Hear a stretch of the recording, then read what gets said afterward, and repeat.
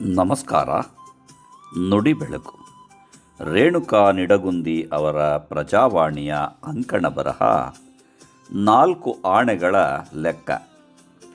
ಬಹಳ ವರ್ಷಗಳ ಹಿಂದೆ ಚಂದನಪುರದ ರಾಜ ಬಹಳ ಶ್ರೀಮಂತನೂ ಶಕ್ತಿಶಾಲಿಯೂ ಆಗಿದ್ದ.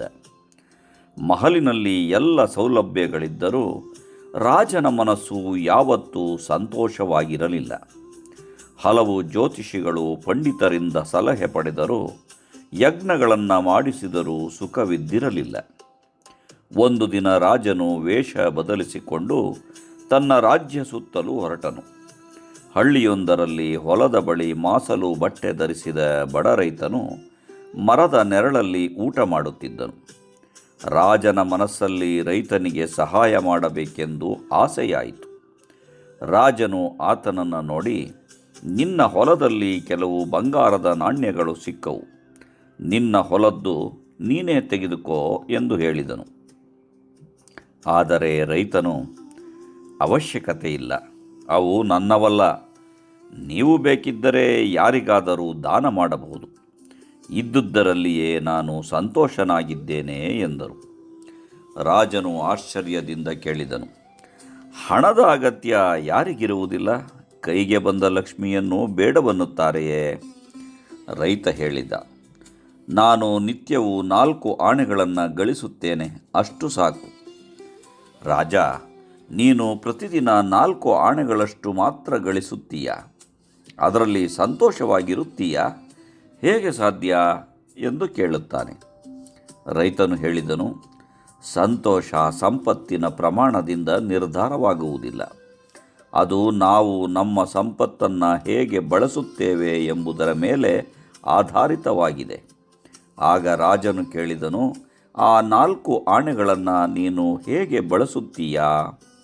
ರೈತ ಉತ್ತರಿಸಿದನು, 1 ಆಣೆ ಬಾವಿಗೆ ಹಾಕುತ್ತೇನೆ, 2ನೇ ಆಣೆ ಸಾಲ ತೀರಿಸುತ್ತೇನೆ, 3ನೇ ಆಣೆ ಸಾಲ ಕೊಡುತ್ತೇನೆ, 4ನೇ ಆಣೆ ಮಣ್ಣಲ್ಲಿ ಹುಗಿದು ಬಿಡುತ್ತೇನೆ. ರಾಜನಿಗೆ ಅವನ ಮಾತಿನ ತಲೆ ಬುಡ ಅರ್ಥವಾಗುವುದಿಲ್ಲ. ಮರುದಿನ ದರ್ಬಾರಿನಲ್ಲಿ ಆ ಮಾತಿನ ಅರ್ಥವೇನು ಎಂದು ವಿದ್ವಾಂಸರನ್ನು ಕೇಳುತ್ತಾನೆ. ಒಬ್ಬೊಬ್ಬರು ಒಂದೊಂದು ರೀತಿ ವಿಶ್ಲೇಷಿಸುತ್ತಾರೆ. ಅವರ ಉತ್ತರಕ್ಕೆ ತೃಪ್ತಿಯಾಗದ ರಾಜ ಆ ರೈತನನ್ನೇ ತನ್ನ ದರ್ಬಾರಿಗೆ ಆಹ್ವಾನಿಸಿ, ಮಾರುವೇಷದಿಂದ ನಿನ್ನ ಹೊಲಕ್ಕೆ ಭೇಟಿ ಇತ್ತವ ನಾನೇ. ನಾನು ನಿನ್ನ ಉತ್ತರದಿಂದ ಪ್ರಭಾವಿತನಾಗಿದ್ದೇನೆ. ನೀನು ಹೇಳಿದ ಮಾತಿನ ಅರ್ಥವೇನು ಎಂದು ಕೇಳುತ್ತಾನೆ. ಆಗ ರೈತ, ಹುಜೂರ್, 1 ಆಣೆಯನ್ನು ಬಾವಿಗೆ ಹಾಕುತ್ತೇನೆ ಅಂದರೆ ಕುಟುಂಬದ ಅಗತ್ಯಗಳಿಗೆ ಖರ್ಚು ಮಾಡುತ್ತೇನೆ ಎಂದು ಅರ್ಥ. 2ನೇ ಆಣೆ ಸಾಲ ತೀರಿಸಲು ಅಂದರೆ ವೃದ್ಧ ತಂದೆ ತಾಯಿಗಳ ಸೇವೆಗೆ. 3ನೇ ಆಣೆ ಸಾಲ ಕೊಡುವುದು ಅಂದರೆ ಮಕ್ಕಳ ವಿದ್ಯಾಭ್ಯಾಸಕ್ಕೆ ಮತ್ತು 4ನೇ ಆಣೆ ಮಣ್ಣಲ್ಲಿ ಹುಗಿದಿಡುವುದು ಅಂದರೆ ತುರ್ತು ಸಮಯಕ್ಕೆ ಇರಲಿ ಎಂದು ಉಳಿತಾಯ ಮಾಡುತ್ತೇನೆ ಎಂದು ಉತ್ತರಿಸುತ್ತಾನೆ. ಈಗ ರಾಜನಿಗೆ ಅವನ ಮಾತು ಅರ್ಥವಾಗುತ್ತದೆ. ನಮ್ಮ ಆದಾಯ ಹೆಚ್ಚಾದರೂ ಅದನ್ನು ಬುದ್ಧಿವಂತಿಕೆಯಿಂದ ಬಳಸದೇ ಇದ್ದರೆ ನಾವು ಸಂತೋಷದಿಂದಿರಲು ಸಾಧ್ಯವಿಲ್ಲ. ಕಂಡದ್ದನ್ನೆಲ್ಲ ಕೊಳ್ಳುತ್ತಾ ಮೈತುಂಬ ಸಾಲದ ಹೊರೆಯನ್ನು ಹೊರುವ ಬದಲು ಸಣ್ಣ ಆದಾಯದಲ್ಲಿಯೂ ಬುದ್ಧಿವಂತಿಕೆಯಿಂದ ವೆಚ್ಚ ಮಾಡಿದರೆ ನೆಮ್ಮದಿಯ ಬದುಕು, ಸಂತೋಷ ತಾನಾಗಿ ದೊರಕುತ್ತದೆ. ನಮಸ್ಕಾರ. ಧನ್ಯವಾದಗಳು.